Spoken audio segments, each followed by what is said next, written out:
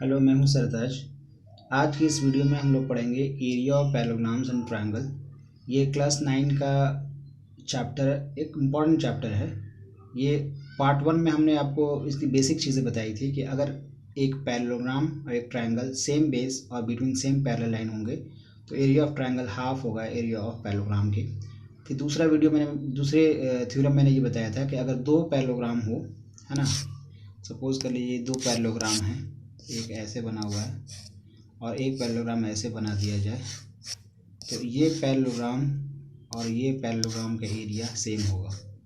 ठीक है, तो आज ये सब चीज़ें हमने सीख लिया है। ठीक है ना। आज हम लोग एक्सरसाइज 9.1 या 2 है शायद, ये देख लीजिएगा, एक बार कंफर्म कर लीजिएगा। उसका कुछ क्वेश्चंस हम देखेंगे। ठीक है, देखिए, अगर एक ट्रायंगल है या एक पैरेललोग्राम है, इसका एरिया कोई भी मेथड से निकाला जाए सेम रहता है ना। अगर किसी ने डी का फार्मूला यूज़ कर लिया या हाफ बेस इंटू हाइट का फार्मूला यूज़ किया या बेस इंटू हाइट का फार्मूला यूज़ किया या फार्मूला जो भी दुनिया में मौजूद है उसे यूज़ किया और एक ही फिगर का एरिया निकालना है तो हमेशा सेम रहेगा। ठीक है ना। इस चीज़ को यहाँ पे हम यूज़ करेंगे। देखिए, यहाँ पे इस पैरेललोग्राम का एरिया होता है, एरिया ऑफ पैरेललोग्राम होता है बेस इंटू हाइट। ठीक है, ये होता है फार्मूला। बेस अगर मैंने ये लिया DC तो ये हो जाएगा DC इंटू, इस पे हाइट कौन सी है, ये वाली AE, तो DC इंटू AE इक्वल होना चाहिए AD इंटू FC। देखिए, FC मैंने क्यों लिया, देखिए जो बेस लेंगे उसी पे हाइट होना चाहिए। अगर आपने बेस ये लिया है DC तो हाइट ये वाली होनी चाहिए और ये वाली हाइट ऑलरेडी दे रखी है AE। अगर आपने बेस ये ले लिया तो इस पे हाइट होनी चाहिए ये वाला, है ना, ये भी दे रखा है।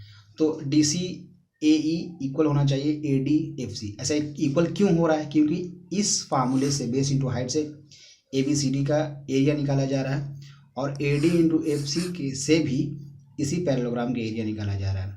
ठीक है, अब यहाँ पे हम रख लेंगे DC क्या निकालना है, AD आपको निकालना है, ये वाला आपको निकालना है, बाकी सब कुछ गिवन है।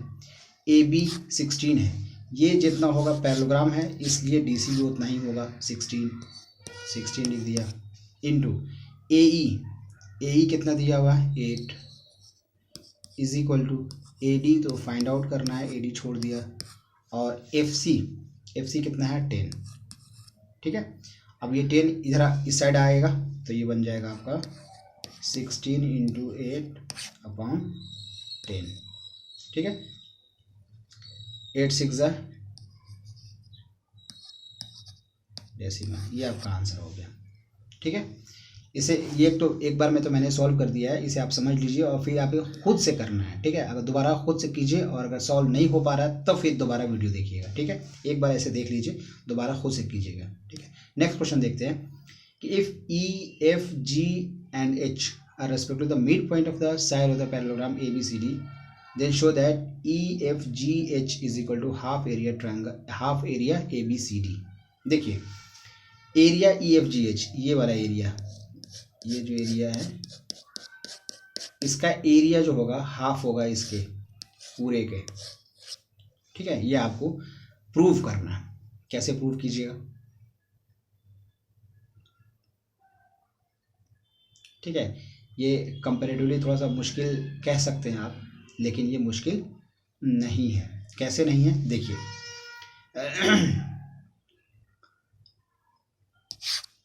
समझा रहा हूँ मैं, आप उसके बाद देखिएगा। ये और ये मिड पॉइंट है, मैंने ऐसे ज्वाइन कर दिया तो ये एक पैरेललोग्राम बन गया और ये भी एक पैरेललोग्राम बन गया, लेकिन ये दोनों पैरेललोग्राम आपस में कॉन्ग्रुएंट हो गए। क्यों कॉन्ग्रुएंट हो गए, कि ये वाला साइड जो है इस साइड के इक्वल है, क्योंकि मिड पॉइंट है ना, तो ये साइड इस साइड के इक्वल है, ये वाला साइड इस साइड के इक्वल है, ये वाला पैरेलल होगा ही होगा। क्यों पैरेलल होगा, क्योंकि मिड पॉइंट है और मिड पॉइंट को ज्वाइन किया है, ये साइड पैरेलल, ये साइड पैरेलल, तो ये और ये कॉन्ग्रुएंट हो गया। अब कॉन्ग्रुएंट में क्या होता है कि अगर एक ट्रायंगल बनाया जाए ऐसे, ठीक है, तो अगर इस ट्रायंगल का नाम दे दे रहे हैं ABC और इसका नाम दे रहा हूँ D और E। तो ये एक पैरेललोग्राम है DCAE और उसी पैरेललोग्राम के अंदर एक ट्रायंगल बना हुआ है ABC। तो area of triangle ABC half होगा एरिया ट्रायंगल AEDC के, होगा। चलिए अब इसको फिर से एक बार समझ लीजिए, समझ में आ जाएगा।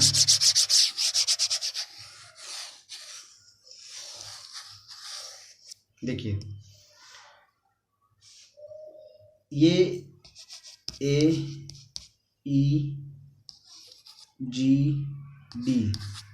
एक पैरेललोग्राम है। ये पैरेललोग्राम क्यों है? क्योंकि ये साइड AE और DG इक्वल होगा, क्योंकि ये मिड है। तो ये अगर ये 4 और 4 इक्वल था पहले से, तो 2 और 2 भी तो इक्वल होगा, ठीक है ना। इस हिसाब से ये इक्वल है, ठीक है।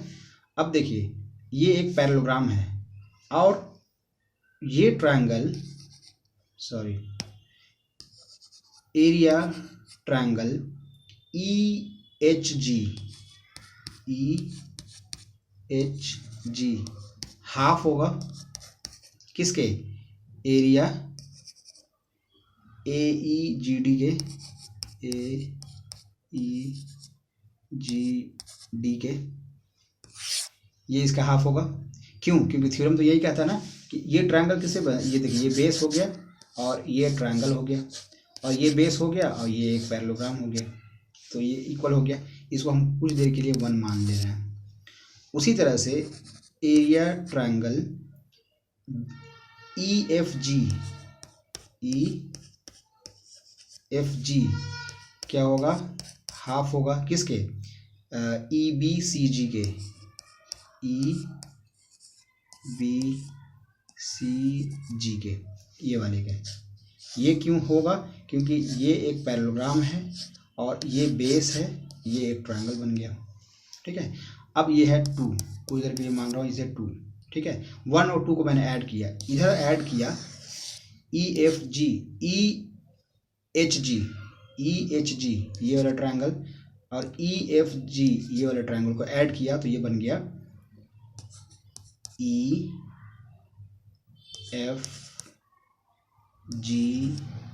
EFGH। और इधर ऐड किया तो ये हाफ हाफ कॉमन ले रहा हूँ, ये हो गया हाफ, और AEGD और EBCG को ऐड कर दिया तो बन गया ABCD, हाफ ABCD, ठीक है। ये प्रूव हो गया। तो इस तरह से ये क्वेश्चन नंबर 2 भी हो गया। चलते हैं क्वेश्चन नंबर 2 पे। इसे आपको अगर समझ में नहीं आता तो एक बार फिर से रिवाइंड करके देख लीजिएगा और पहले खुद ही सॉल्व करने की कोशिश कीजिए, ठीक है। चलते हैं नेक्स्ट क्वेश्चन पे। देखिए P and Q are any 2 point lying on the side DC and AD respectively of parallelogram ABCD show that area APB equal to area BQC। ये दोनों एरिया शो करना इक्वल होगा। देखिए अगर हम, ये एक पैरेललोग्राम है ABCD, तो ABCD एक पैरेललोग्राम है तो इसका एरिया क्या होगा? एरिया ट्रायंगल APB क्या होगा? हाफ ABCD होगा, हाफ ABCD। यही तो हमने थ्योरम में पढ़ा था, यही पढ़ा था ना कि अगर एक एरिया, एक ट्रायंगल हो और एक पैरेललोग्राम हो, लेकिन दोनों सेम बेस पे हो और बिटवीन सेम पैरेलल लाइन पे हो, तो एरिया ट्रायंगल क्या होगा? हाफ हो जाएगा, ठीक है। तो एरिया ट्रायंगल हाफ हो गया ABCD के। अब हम दूसरे हिसाब से देखते हैं, एरिया ट्रायंगल BQC ये भी तो हाफ होगा ABCD के। ये क्यों हाफ होगा? क्योंकि देखिए ये ट्रायंगल, इस ट्रायंगल को देखिए, ये बेस ये वाला है और पैरेलल लाइन ये वाला इस्तेमाल किया है इसने, तो ये भी BQC हाफ ABCD। अब देखा कि ABP ABCD का हाफ है, BQC ABCD का हाफ है। इसका मतलब हम क्या लिख सकते हैं? क्या लिखेंगे? From 1 and 2 area triangle APB is equal to area triangle BQC। ठीक है, ये इतना आसान क्वेश्चन था। चलिए इसको मैं थोड़ा सा इरेज कर लेता हूँ क्योंकि ये जो है गंदा हो जा रहा है। ठीक है, चलते हैं नेक्स्ट क्वेश्चन पे।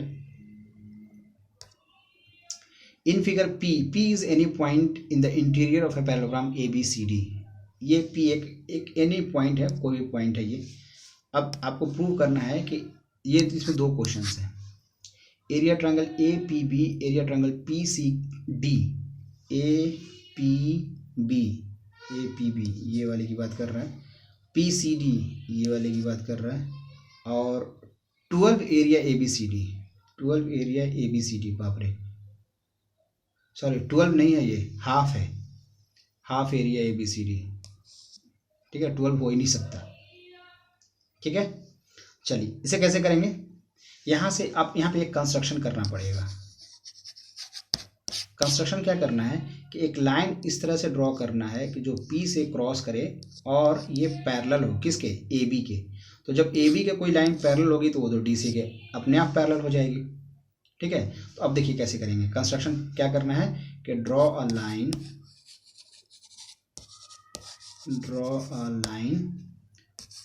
Parallel to AB passing through P।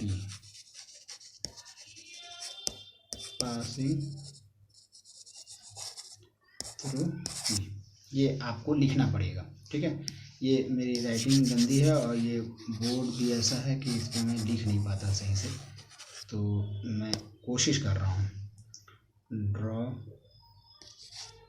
थोड़ा ठीक लिखने की। Draw a line parallel to AB passing through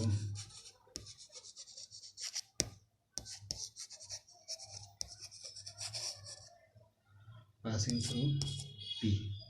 ये आपको कंस्ट्रक्शन करना है, तो मैंने कर दिया ये। अब ये जैसे ही मैंने कंस्ट्रक्ट कर दिया तो आप बताइए एरिया ट्रायंगल APB क्या होगा, हाफ, इसको मैं EF नाम दे दे रहा हूँ, E और यहाँ पे F। ठीक है, यहाँ थोड़ा गंदा हो रहा है, थोड़ा सा एक बार रुक जाइए, ये सही हो जाएगा।